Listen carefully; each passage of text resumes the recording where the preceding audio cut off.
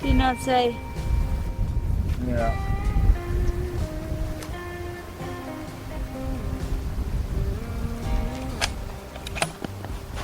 It's got to be right there, isn't it? Yeah, And I got now no idea of the wind.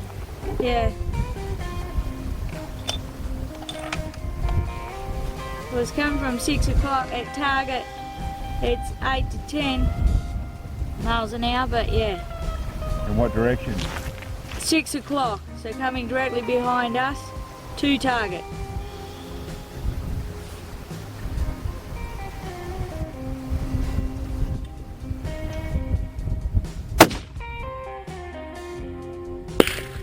So, low and left. One target left, like just below the edge of the light, so I'd say like one target low. Well, I went down quite a bit. Okay. There's a nice. Okay, well, Okay. let's try this. Yep. Oh, that was a little bit left. Yep.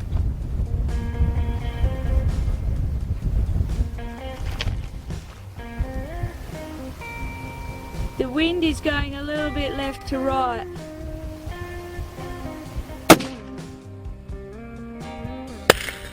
Oh, left and low. So, yeah, one target left, half target low.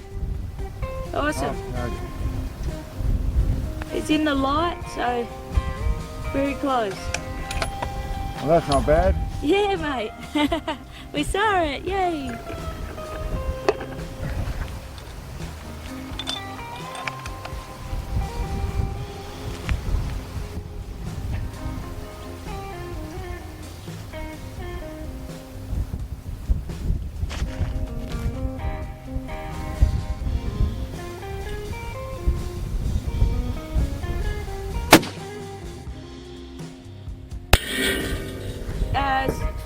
Dust, target swinging a bit. It's left and low was the dust, like quarter of a target left, quarter of a target low. Oh, it's got a hit. It's a hole in the target. It shook all the frame. You're on target, mate. 12 o'clock, 4 inches top edge. It's gone straight through, hasn't it? Yeah. Yeah. So the target frame moved. Okay. Hole. Well, that was a hit. Yeah, it sure was. Well, that was.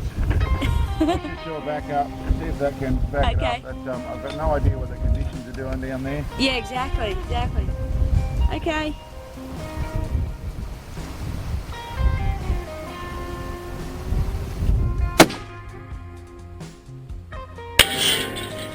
Yep. Bottom right. On target bottom right. Hole on the very bottom right edge. Okay. Well, that is a nighttime hit. Exactly. Do you want to have another shot, mate? No, that'll do. With that last one, there was a fair bit of dust, so I'm not sure exactly, but there's a hole in the plate on the right bottom edge. You know, he could have ricocheted on. We just haven't got enough vision, have we? Yeah, exactly. Okay, well here we are at target. I'll just verify that range. Here it is on target. 1758 yards. 1758 yards, so just 2 yards under the mile. Rifle shot really well, but they aren't actually hits, they're actually ricochets. We actually landed 2 shots were right here and here, which is I'm right on about an MOA low, which is exactly how I dialed in. Well, in truth, the process I went through, and I'll explain that here, is I actually dialed in from what I could figure out. Very hard to read the wind. We set up a rangefinder, we looked at that. When we came back down just after the shot, we found that's running quite a bit hotter, the wind, than what we thought. But what I did was I fired the first shot with exactly the MOA of what I figured for the conditions, which was 60 minutes of elevation. Fired that, we didn't see anything. Haven't spotted where it is, but I suspect it was just back behind target here. We didn't see any dust from it. So then I thought, okay, we're fishing around in the dark. I lowered it 5 minutes and shot. We saw that shot, it's back up here. So then I raised it back up, and I ended up with 58.5 minutes, and that's actually what landed here. So if I'd gone with my original settings, the first one was a cold bore, guns being cleaned a little bit, not a big issue on that side of things, and equally shooter, settle down, all that sort of stuff, nighttime shot.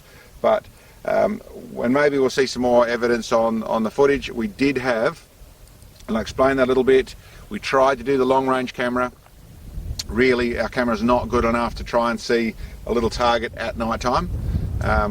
What we did instead was set up another camera which is 100 yards, a little bit to the right, but 100 yards of, what should I say, sorry, a little bit to the left of where we're shooting, so the perspective won't be exactly the same, but it's 100 yards out there, so we could actually see that. So we'll be able to time it all so you can see it happen in real time, what was actually happening, but that's the camera they're actually looking at.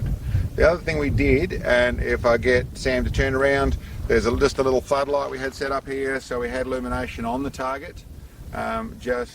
It's only fairly low level, it didn't help, and this sort of thing, it's a diode style light, means that you can't set it back very far and still get decent illumination on the target. So it meant that there was only a fairly low area that was lit. It still worked, we're still on here, still nighttime, 1 mile, 338, and as much as they were ricochets, they still punch dents in this plate. This is 3mm steel. If we had hit directly, this steel, it would have punched straight through. And I should say, we've found one of the bullets already. We're sitting in front of the target. There is a skin, funny little the jacket with no lead left inside it, from the amount of power that was involved in the impact on the side from hitting sideways. After, like I said, there's the 2 spots of where the 2 bullets lobbed in. So we still actually, on the actual shot, which I didn't change the data there is a 6-inch group at 1 mile with the 338.